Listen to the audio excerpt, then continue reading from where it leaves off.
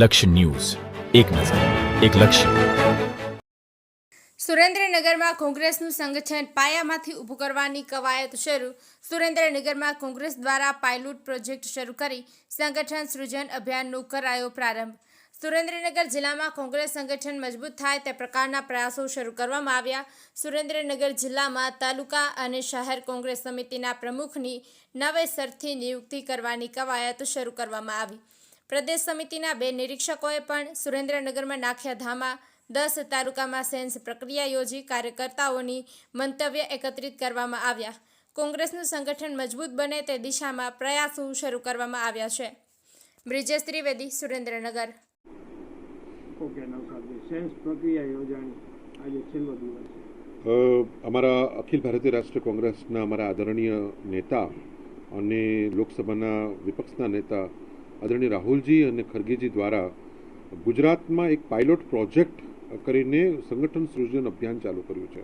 અને એ અભિયાન અંતર્ગત અત્યાર સુધી જે પ્રકારે નિમણૂકની પ્રક્રિયાઓ થતી હતી, જે ઉપરથી માત્ર થોપી દેવામાં આવતા હતા, એના બદલે હવે કાર્યકર અને આગેવાનોને પૂછી અને કાર્યકરના આગેવાનોનો મત કોના ઉપર છે, એ કોનો અભિપ્રાય આપે છે, એ કોને તાલુકા પ્રમુખ કે જિલ્લા પ્રમુખ તરીકે ઈચ્છે છે, એ પ્રકારની કાર્યવાહી ચાલુ થઈ છે. જેના ભાગરૂપે આજે સુરેન્દ્રનગર જિલ્લામાં સતત આ ત્રીજો દિવસ છે, જેની અંદર અમે 10 તાલુકા એટલે કે પછી આમ પાટડી, ધાંગધ્રા, લીંબડી, લખતર, ચૂડા, ચોટીલા, થાન, આ બધા જ તાલુકાઓની અંદર વઢવાણ સેન્સ પ્રક્રિયા કરી છે. શહેરો 6 જેટલા શહેરો આપણા જિલ્લામાં આવી રહ્યા છે. એ શહેરોની અંદર પણ પ્રક્રિયા આજે પૂર્ણ થઈ છે અને ખૂબ બધા વિશાળ સંખ્યાની અંદર કાર્યકર્તાઓએ પોતાના મંતવ્યો આપ્યા છે. એ અમારા માટે ખૂબ ઉત્સાહજનક છે કે આજે આટલી વિશાળ સંખ્યામાં આવીને જે કાર્યકરો પોતાના મંતવ્યો આપી રહ્યા છે અને પોતાની ઈચ્છા પ્રમાણે નામો આપી રહ્યા છે, એમની આજે નિમણૂક આજે આવનાર સમયમાં થશે ત્યારે એ પ્રમુખો દ્વારા નવી જે કારોબારી બનવાની, જે નવી સંરચનાઓ થવાની, એના આધારે સ્થાનિક સ્વરાજ્યની ચૂંટણી અને ત્યાર પછી વિધાનસભાની ચૂંટણીની અંદર ચોક્કસથી કોંગ્રેસ પક્ષનો વિજય થશે, એમાં મને કોઈ જ શંકા નથી. સેન્સ પ્રક્રિયા યોજાણી આજે છેલ્લો દિવસ. અમારા અખિલ ભારતીય રાષ્ટ્રીય કોંગ્રેસના અમારા આદરણીય નેતા અને લોકસભાના વિપક્ષના નેતા આદરણીય રાહુલજી અને ખરગેજી દ્વારા ગુજરાતમાં એક પાયલોટ પ્રોજેક્ટ કરીને સંગઠન સૃજન અભિયાન ચાલુ કર્યું છે. અને એ અભિયાન અંતર્ગત અત્યાર સુધી જે પ્રકારે નિમણૂકની પ્રક્રિયાઓ થતી હતી, જે ઉપરથી માત્ર થોપી દેવામાં આવતા હતા, એના બદલે હવે કાર્યકર અને આગેવાનોને પૂછી અને કાર્યકરના આગેવાનોનો મત કોના ઉપર છે, એ કોનો અભિપ્રાય આપે છે, એ કોને તાલુકા પ્રમુખ કે જિલ્લા પ્રમુખ તરીકે ઈચ્છે છે, એ પ્રકારની કાર્યવાહી ચાલુ થઈ છે. જેના ભાગરૂપે આજે સુરેન્દ્રનગર જિલ્લામાં સતત આ ત્રીજો દિવસ છે, જેની અંદર અમે 10 તાલુકા એટલે કે પછી આમ પાટડી, ધાંગધ્રા, લીંબડી, લખતર, ચૂડા, ચોટીલા, થાન, આ બધા જ તાલુકાઓની અંદર વઢવાણ સેન્સ પ્રક્રિયા કરી છે. શહેરો 6 જેટલા શહેરો આપણા જિલ્લામાં આવી રહ્યા છે. એ શહેરોની અંદર પણ પ્રક્રિયા આજે પૂર્ણ થઈ છે અને ખૂબ બધા વિશાળ સંખ્યાની અંદર કાર્યકર્તાઓએ પોતાના મંતવ્યો આપ્યા છે. એ અમારા માટે ખૂબ ઉત્સાહજનક છે કે આજે આટલી વિશાળ સંખ્યામાં આવીને જે કાર્યકરો પોતાના મંતવ્યો આપી રહ્યા છે અને પોતાની ઈચ્છા પ્રમાણે નામો આપી રહ્યા છે, એમની આજે નિમણૂક આજે આવનાર સમયમાં થશે ત્યારે એ પ્રમુખો દ્વારા નવી જે કારોબારી બનવાની, જે નવી સંરચનાઓ થવાની, એના આધારે સ્થાનિક સ્વરાજ્યની ચૂંટણી અને ત્યાર પછી વિધાનસભાની ચૂંટણીની અંદર ચોક્કસથી કોંગ્રેસ પક્ષનો વિજય થશે, એમાં મને કોઈ જ શંકા નથી. જે પ્રદેશ કોંગ્રેસના આદેશ અનુસાર, એના નિયમો અનુસાર તમામ જિલ્લાઓમાં સંગઠન મજબૂત કરવા માટે તાલુકા કોંગ્રેસના પ્રમુખો અને શહેર સમિતિના પ્રમુખો માટે નક્કી કરવા માટે, તમામ કાર્યકરોને સાંભળવા માટે અમને અહીંયા મોકલ્યા છે. એમાં અમારી સાથે ભરતભાઈ ઉધેલિયા છે, જિલ્લા કોંગ્રેસ સમિતિ સુરેન્દ્રનગર અને માજી ધારાસભ્ય નવસાદભાઈ છે. હું ભીખુ વારોતરિયા જામનગરથી છું, પ્રદેશ સમિતિના ઉપપ્રમુખ તરીકે કામ કરું છું.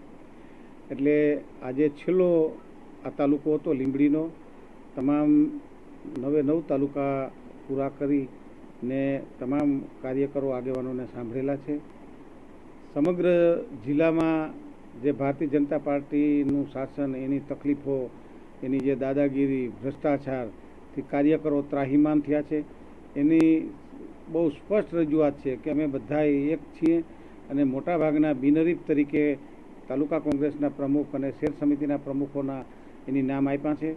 અમે આ બધી માહિતી પ્રદેશ કોંગ્રેસ સમિતિને આપી અને નજીકના જ સમયમાં એકાદ મહિનાની અંદર પણ દરેકને જવાબદારી સોંપી અને અમારું પૂરેપૂરું સંગઠન પૂરા ગુજરાતનું અમે ડિક્લેર કરવાના છીએ એવું પ્રદેશ સમિતિનું પણ એવું વલણ છે.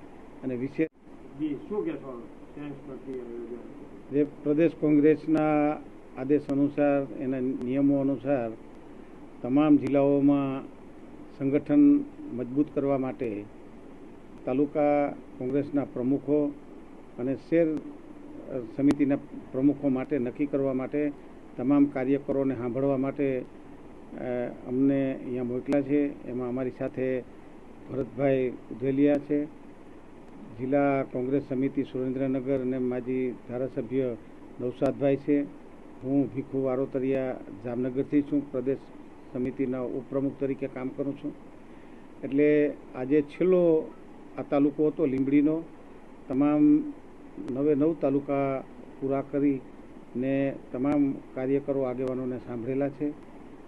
સમગ્ર જિલ્લામાં જે ભારતીય જનતા પાર્ટીનું શાસન, એની તકલીફો, એની જે દાદાગીરી, ભ્રષ્ટાચારથી કાર્યકરો ત્રાહિમામ થયા છે, એની બહુ સ્પષ્ટ રજૂઆત છે કે અમે બધા એક છીએ અને મોટાભાગના બિનહરીફ તરીકે તાલુકા કોંગ્રેસના પ્રમુખ અને શહેર સમિતિના પ્રમુખોના એની નામ આપ્યા છે. અમે આ બધી માહિતી પ્રદેશ કોંગ્રેસ સમિતિને આપી અને નજીકના જ સમયમાં એકાદ મહિનાની અંદર પણ દરેકને જવાબદારી સોંપી અને અમારું પૂરેપૂરું સંગઠન પૂરા ગુજરાતનું અમે ડિક્લેર કરવાના છીએ એવું પ્રદેશ સમિતિનું પણ એવું વલણ છે. અને વિશેષ